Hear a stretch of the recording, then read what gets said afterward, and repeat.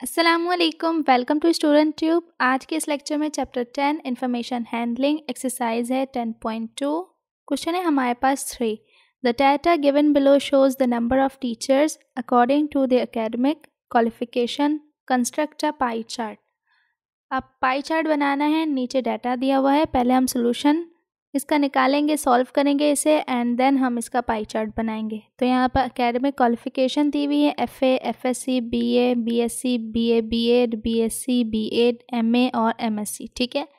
और साथ ही number of teachers, यानी कि 8 टीचर्स ने FA किया है, 5 टीचर्स ने FSC किया है, 13 है, देन 16, देन 11 और देन 7, ठीक है। तो सबसे पहले हम इसे सॉल्व करते हैं। अब पाई चार्ट बनाने के लिए हमें क्या चाहिए होगा, डिग्री चाहिए होगी, क्योंकि हम डी की मदद से बनाते हैं पाई चार्ट, ठीक है। तो सबसे पहले हम यहाँ पर लिख लेंगे academic qualification, academic qualification,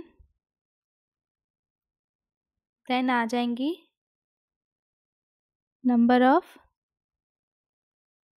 teachers और यहाँ पर degree of angle of sector, degree of angle of sector, ठीक है। तो degree of angle of sector जो है वो निकाला जाता है 360 को जब हम डिवाइड करते हैं टोटल नंबर ऑफ टीचर से, टोटल नंबर ऑफ टीचर्स से, यानी कि नंबर ऑफ टीचर्स का जो टोटल होगा उससे डिवाइड करेंगे। तो एकेडमिक क्वालिफिकेशन है वो लिख लेंगे यहाँ पर, जो जो हमें दी हुई है, FA, CT, then FSC, BA, BSc, BA, B.Ed, then BSc, B.Ed,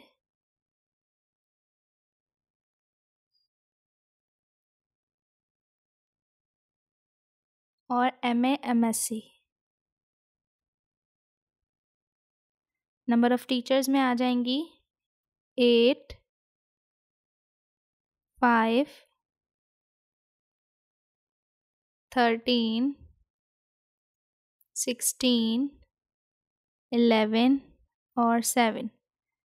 तो इनका जो टोटल है वो क्या है, 60, ठीक है।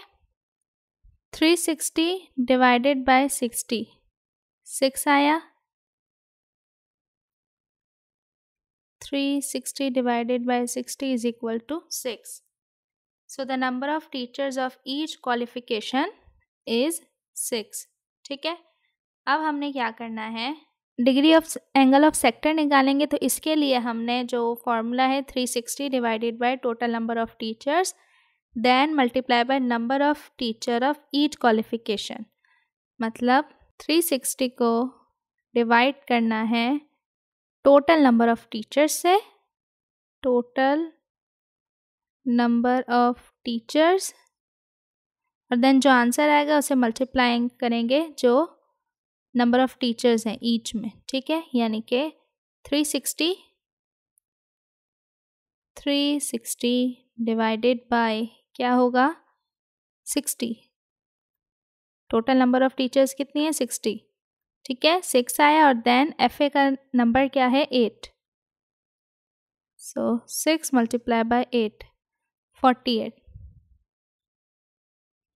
डिग्री, ठीक है। इसी तरह आगे, अब एज वी नो कि 360 को 60 से डिवाइड करेंगे तो 6 आता है, ठीक है। तो हम अगर 6 को डायरेक्ट मल्टीप्लाई करें, 6 5 ज़ा 30, ठीक है। फिर हमें पता है यहाँ 6 आता है, इनको डिवाइड करें तो 6 को हमने 13 से मल्टीप्लाई करना है, 6 मल्टीप्लाई बाय 13 तो आ गया 78, ठीक है। फिर यहाँ पर 6 को 16 से करेंगे, 6 मल्टीप्लाई बाय 16 सो आ गया 96, देन 6 को 11 से तो आ गया 66, देन 6 को 7 से तो आ गया 42, ठीक है। अब इन डिग्रीज़ को लेकर हमने बनाना है पाई चार्ट, ठीक है। तो अब हम यहाँ पर पाई चार्ट बना रहे हैं। तो पाई चार्ट बनाने के लिए सबसे पहले आपने एक सर्कल ड्रॉ करना है। प्रकार की मदद से आप एक सर्कल ड्रॉ करें। जहाँ पर हम प्रकार की निब रख कर इसे ड्रॉ करते हैं, वहाँ से आपने एक स्ट्रेट लाइन ड्रॉ करनी है। अब हम डी की मदद से ही ये पूरा पाई चार्ट कंप्लीट करेंगे। सिर्फ आपको एक डी चाहिए और एक प्रकार चाहिए। इसके बाद हमारे पास हैं डिग्री ऑफ एंगल 48, 30, 78, 96, 66 एंड 42, ठीक है। अब हमने इन तमाम में से देखना है कि सबसे बड़ी कौन सी है। तो हमारे पास यहाँ पर जो बड़ी है वो है 96, ठीक है। तो आप चाहें तो 48 या 30 का भी कर सकते हैं या फिर 96 का भी। तो अब हम यहाँ पर डी की मदद से इसे ड्रॉ करेंगे। तो हम 96 लेते हैं। हमने यहाँ पर लाइन ड्रॉ कर ली। डी को अब हमने कैसे रखना है मैं ये आपको बताती हूँ। तो यहाँ पर हमने डी को हम इस तरह से रखेंगे और ये देख सकते हैं हमने लाइन को डी की लाइन से मिलाना है और हम जो नंबर देखेंगे वो देखेंगे बाहर के, यानी कि डी के जो बाहर साइड के नंबर हैं, बाहर के जो नंबर हैं हमने वो देखने हैं। और 90 से ऊपर 96 है हमारा, तो 96 पे हमने डॉट लगाना है और लाइन ड्रॉ कर देनी है।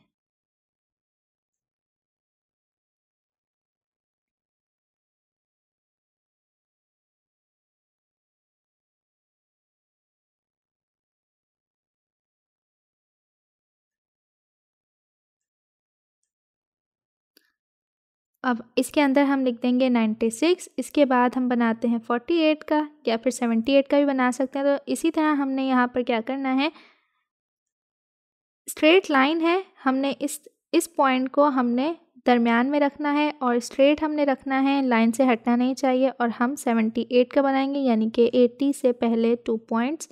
तो यहाँ पर हमने डॉट लगाया और अब हम इसे मिला देंगे।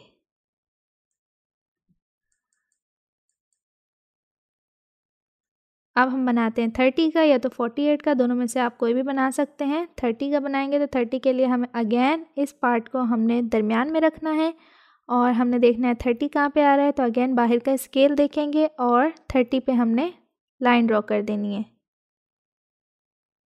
तो ये हमारा हो गया 30 का पोर्शन।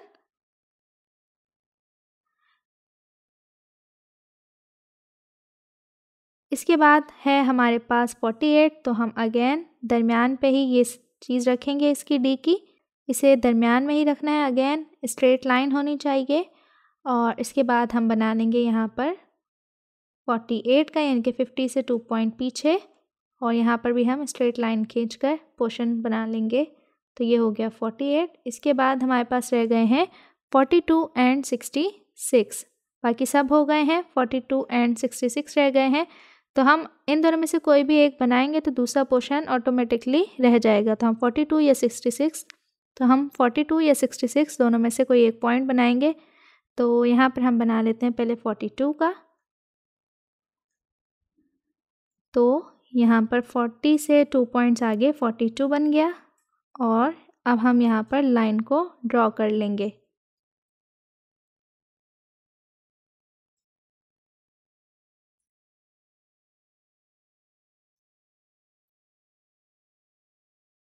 तो ये बन गया 42 का पोर्शन और जो पोर्शन बच गया है वो है हमारा 66, ठीक है। तो इस तरह से पाई चार्ट बनाया जाता है। उम्मीद करती हूँ कि आपको समझ आ गया होगा कि पाई चार्ट का टेबल जो है उसे सॉल्व किस तरह से किया जाता है और देन इसकी डायग्राम को किस तरह से बनाया जाता है। मज़ीद इसी तरह की वीडियोस के लिए चैनल को करें subscribe and for more you can visit our website www.studenttube.info। अल्लाह हाफ़िज़।